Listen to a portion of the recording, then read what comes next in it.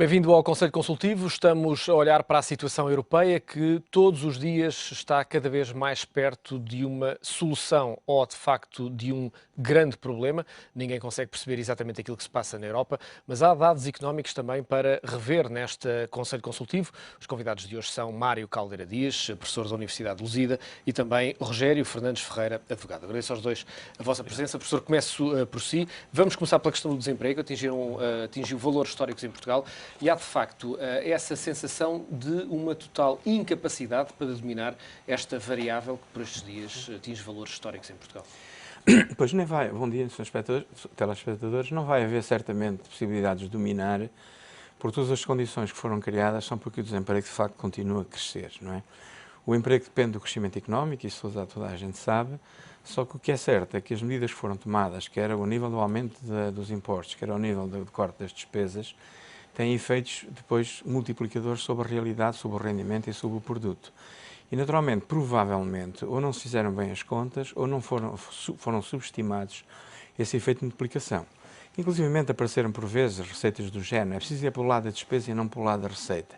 Isto é um engano porque os multiplicadores da despesa são superiores aos próprios multiplicadores da receita, na medida em que reduzir as despesas tem um maior efeito económico do que aumentar os impostos.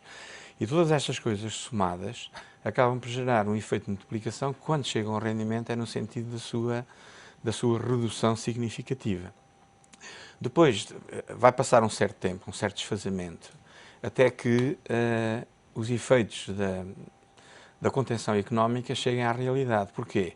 Porque as variáveis relacionadas com os impostos, com as despesas, etc., não produzem um efeito imediato.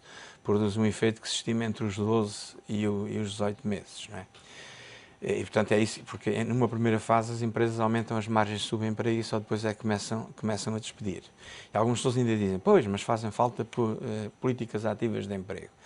Também não é verdade isso, porque as políticas ativas não funcionam em fase de recessão, só funcionam quando a economia está a crescer. E, portanto, não há políticas ativas que nos valham, inclusivamente ao contrário do que muita gente diz, o que é importante nesta altura é haver boas políticas passivas, porque são aquelas que têm substituição do rendimento e aquelas que asseguram às pessoas uma alternativa de poder de compra e de consumo. Portanto, numa fase destas, o que nós podemos esperar é apenas isso, é esperar que o desemprego continue a crescer e continue a crescer para valores também não conhecidos. Eventualmente, o que nós podemos esperar, mas isso também não chega, é que as exportações venham substituir ou venham pelo menos compensar isso. E ainda há um outro problema, que é um problema que pouca gente fala, é que quando a economia regressar a algum nível de crescimento, uma parte do tecido económico foi destruído. E, portanto, o crescimento económico pode, em muitos setores, não ter lenha por onde arder. Não é? Pode acontecer isso também. Portanto, eu não estou a prever que haja uma inversão significativa da evolução do desemprego nos próximos largos meses e até um ano ou dois. Não é? Então, não pode ser. O professor Mário Caldeira tem estudado ao longo de muitos anos esta questão do emprego.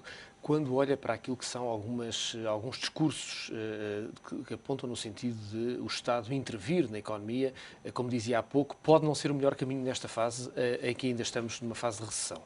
Não é porquê? Porque o Estado, ao fazê-lo, tem que fazer com investimento público. O investimento público, das duas uma, ou gera déficit, ou então permite-se ao Estado que tudo o que seja investimento reprodutivo não seja contabilizado no déficit, que é uma ideia que de vez em quando surge e é falada, não é? Mas se for investimento dos fundos que são afetados com uma grande margem de dádiva, não é? Porque é isso normalmente que os fundos são uma transferência unilateral de recursos, por aí talvez pudesse ser uma reprogramação benévola dos fundos estruturais. Mas se não for assim, o Estado vai investir à custa do aumento do déficit, isso é impossível. Portanto, o que nos resta de facto são as exportações e o investimento privado, quer nacional, quer estrangeiro. Mas o investimento privado não tem crédito, não é? O investimento estrangeiro tem medo do risco. Portanto, estas várias coisas conjugadas fazem com que, de facto, não haja alternativas imediatas e óbvias ao crescimento económico. Tanto mais, como eu disse aqui há dias, a diminuição do desemprego só acontece quando o crescimento económico ultrapassar o crescimento da produtividade, o que também não é desejável que o faça muito, por questões de competitividade, e quando o crescimento do emprego for superior ao crescimento da população ativa. Aqui há uma novidade importante, que é importante, mas é negativa, que é só nos primeiros 3 meses terão emigrado cerca de 25 mil jovens. O que pode dizer que na próxima década emigrarão 1,5 milhão de portugueses. Dito de outro modo, em 2020 seremos 8 milhões de portugueses, não é? Isto é dramático, são jovens qualificados que vão acentuar o peso da população idosa na nossa população, Como sabem, já hoje, neste momento, há 1,5 ativos por cada reformado. Isso desequilibra ainda mais as contas, nomeadamente da Segurança Social. Vai desequilibrar as contas da Segurança Social e, inclusivamente, vai, ao nível do próprio mercado de trabalho, fazer um downgrading da participação das qualificações no processo de crescimento económico. Isso vai acontecer certamente.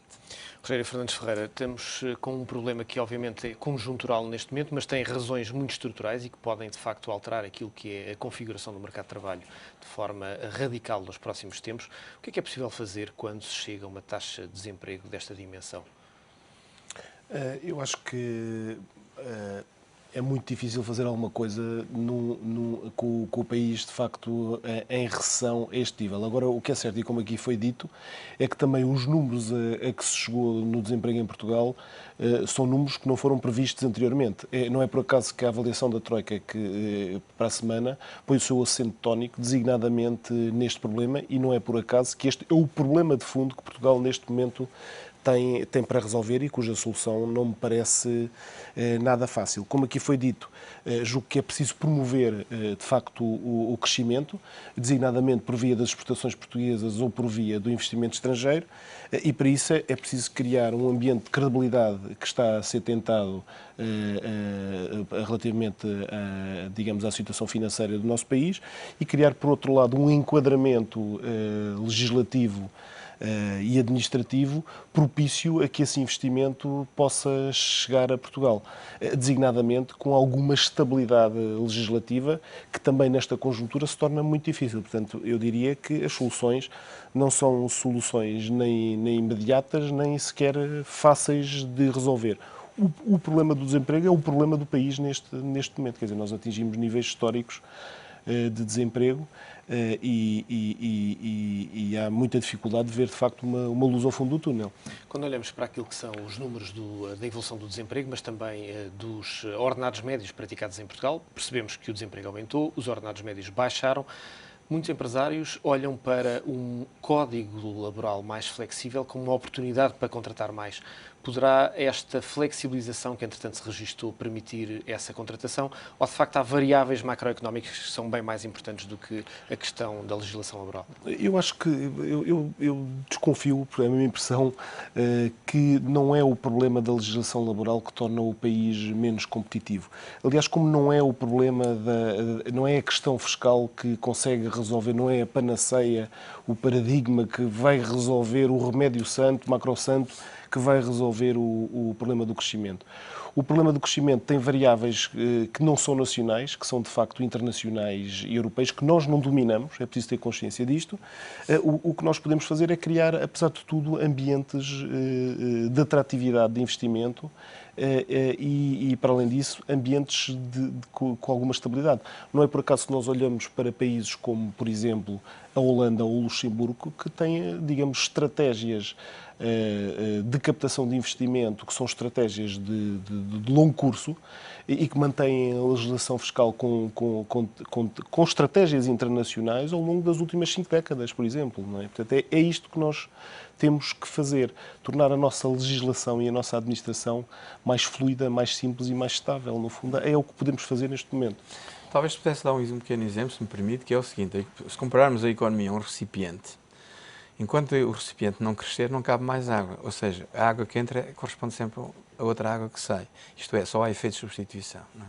Professor, mas pegando na sua imagem, nós não estamos também a assistir a esse recipiente de água americano e europeu a transferir água de forma extraordinariamente intensa para países como, por exemplo, a Índia e a China, do ponto de vista daquilo que são diferenças muito grandes de mão de obra, de custo de mão de obra? Ou seja, os países, em vez de investirem em si próprios, exatamente, e o problema, quer dizer, o milagre económico da China é um milagre das multinacionais e de alguma capacidade de adaptação, certamente, que os chineses tiverem em termos de sistema económico, não é? Mas é verdade, porque nas economias o crescimento significa exatamente o aumento do volume desse recipiente, não é? Porque enquanto não há crescimento económico, e esse crescimento económico é claramente prejudicado pela mobilidade de capitais para outros países, os Estados Unidos têm sido vítima dessa desindustrialização ao longo dos últimos anos, todas as políticas que visam a liberalização, ou mesmo as próprias políticas ativas, têm fortes efeitos de substituição, na medida em que eu, se despeço uma pessoa para empregar outra, perdi um posto de trabalho para ganhar outro, não é? A própria OCDE estimou, ainda não há muito tempo, que o efeito líquido das políticas ativas anda entre os 5% e os 10%. Quer dizer, portanto, se no fundo ela preenche pequenas zonas de desequilíbrio estrutural da própria economia, mas não faz muito mais que isso, quer dizer, nem pode fazer. Isso leva-me a uma questão que é, depois de o mundo ter iniciado um processo muito forte de abertura de fronteiras e de liberalização da grande parte do comércio mundial, parece-lhe que a única solução é, de facto, dar um passo atrás e algumas potências, nomeadamente os Estados Unidos, como dizia, que avançaram para um processo de transferência de produção, nomeadamente para a China, possam dar um passo atrás no sentido de tentar travar esse aumento do desemprego? Hoje, dar um passo atrás, de acordo com as regras do comércio internacional, é muito difícil. Eu julgo que o problema se pode centrar não tanto nisso, mas nas formas de dumping social que muitos desses países estão a utilizar, não é? Por exemplo, a competitividade da China, todos sabemos que pode vir do engenho e da arte dos chineses, é verdade, mas também vem muito do facto da maior parte das regalias sociais que são concedidas nos estados de providência das nossas economias na China não existirem, como o subsídio de desemprego, as férias, os salários relativamente elevados, a existência de um salário mínimo. Portanto, no fundo, a competitividade desses países é feita à custa de um forte dumping social que é tolerado. Julgo que a questão teria que vir mais porque países como a China participassem mais, ou seja, alargassem largamente as condições sociais da sua população, mas por outro lado também tivessem políticas monetárias corretas, que ajustassem o próprio valor da moeda e tornassem países importadores, por sua vez ajudassem a dinamizar a economia nacional. Eu julgo que as questões têm que vir mais por aí, porque o regresso ao protecionismo, historicamente, nunca provou ser eficaz, não é? Mas, de facto, as condições em que a liberalização do comércio é feita, essas sim podem e devem ser revistas e devem ser objeto de negociações e até de posições de relativa força nessa matéria. Não é? Rogério Fernandes, este leva-nos a uma questão, e obviamente o desemprego está aqui muito condicionado sobre aquilo que é a situação europeia, leva-nos à questão europeia. O novo presidente francês já veio dizer que não assina o Pacto Orçamental, a menos que exista, de facto, uma amenda, ou pelo menos um anexo, ou uma referência àquilo que é uma necessária variável de crescimento da economia. Parece-lhe que o regresso de algumas políticas keynesianas podem colocar de novo esta questão em cima da mesa, tirando de facto aqui algum peso àquilo que tem sido uma lógica muito alemã de apenas austeridade e de rigor das contas?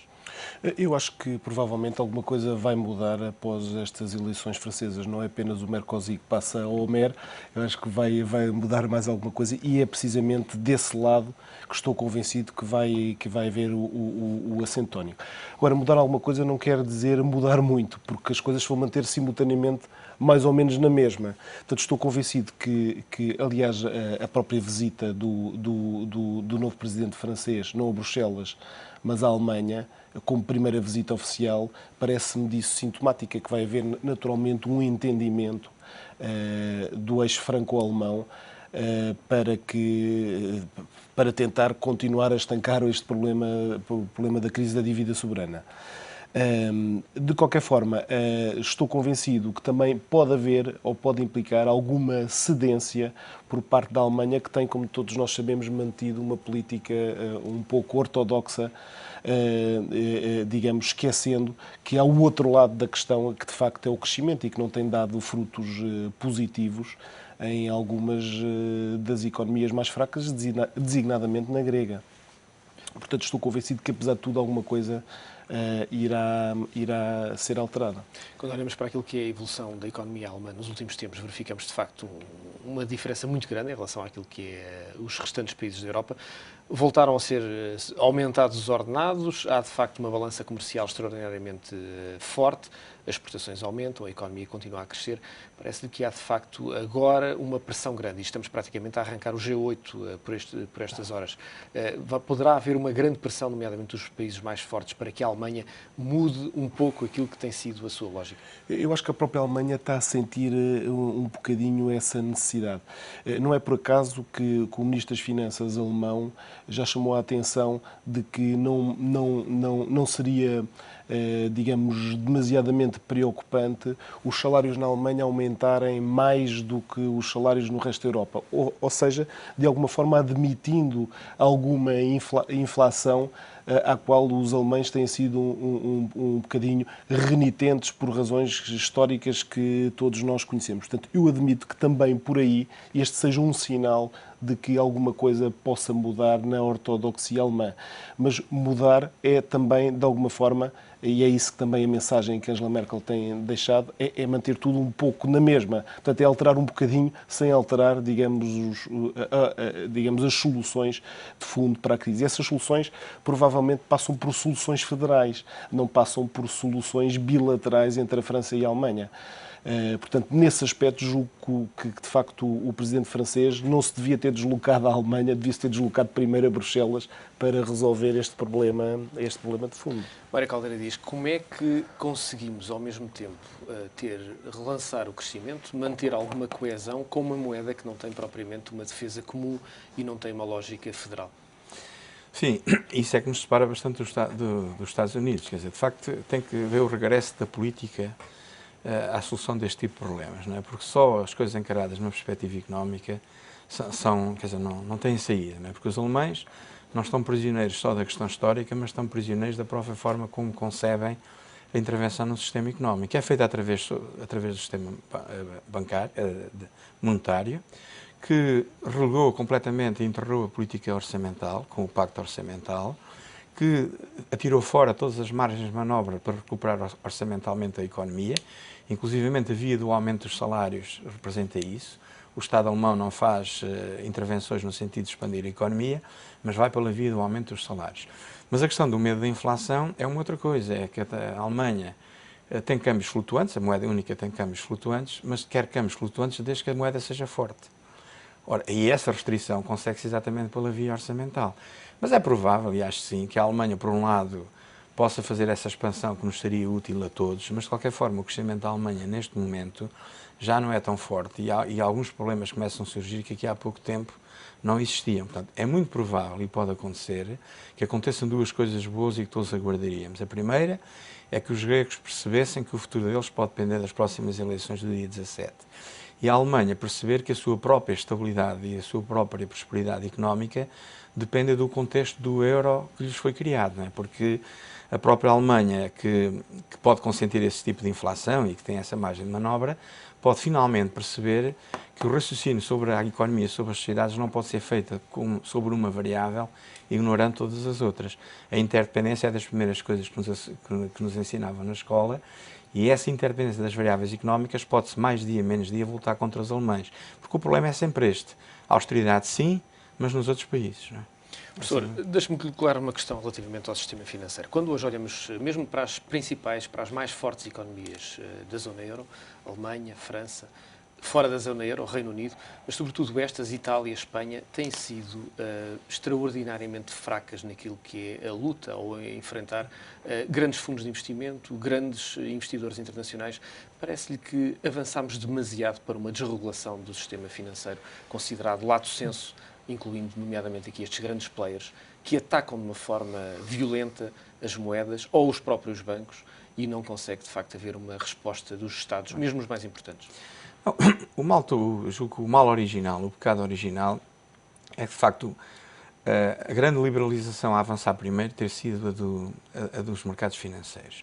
Porque, apesar de tudo, a liberalização do comércio internacional tem algumas regras, a liberalização dos movimentos das pessoas, dos outros fatores, tem algumas regras, mas a grande desregulação e a grande liberalização começou nos anos 80 com o Ronald Reagan e com a Margaret Thatcher, é a globalização desenfreada e sem regras dos mercados financeiros, que acabam por reduzir a margem de manobra e até inclusivamente anular a própria vontade e capacidade dos países. E é óbvio que tudo se desenha para que a próxima vítima seja a Espanha e a seguir seja a Itália.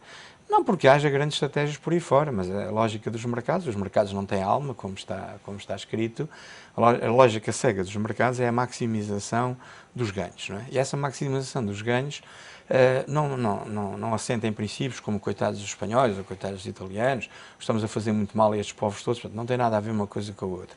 Isto até é muito provável que se não houver nenhuma reação adequada da parte europeia que está permanentemente a correr atrás do prejuízo, portanto a Europa parece um navio em que se está a afundar com todos lá dentro, mas todos a pensar qual é o que se vai salvar e qual é o que tem a boia à mão, não é?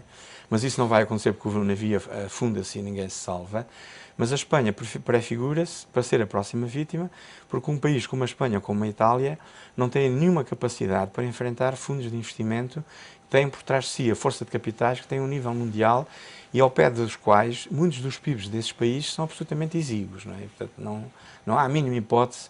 A única hipótese é uma resposta europeia. Aliás, o euro foi criado para isso. O euro foi criado como um chapéu contra a especulação individualizada. Só que, ao não fazer a União Federal da Moeda, o que é que os países fizeram? Fizeram um chapéu, mas um chapéu pode ser cortado aos bocados. Não é? Portanto, a partir daí não há hipótese. Rogério Fernandes Ferreira, como é que se consegue enfrentar esta questão do poder imenso destes fundos de investimento, nomeadamente dos fundos?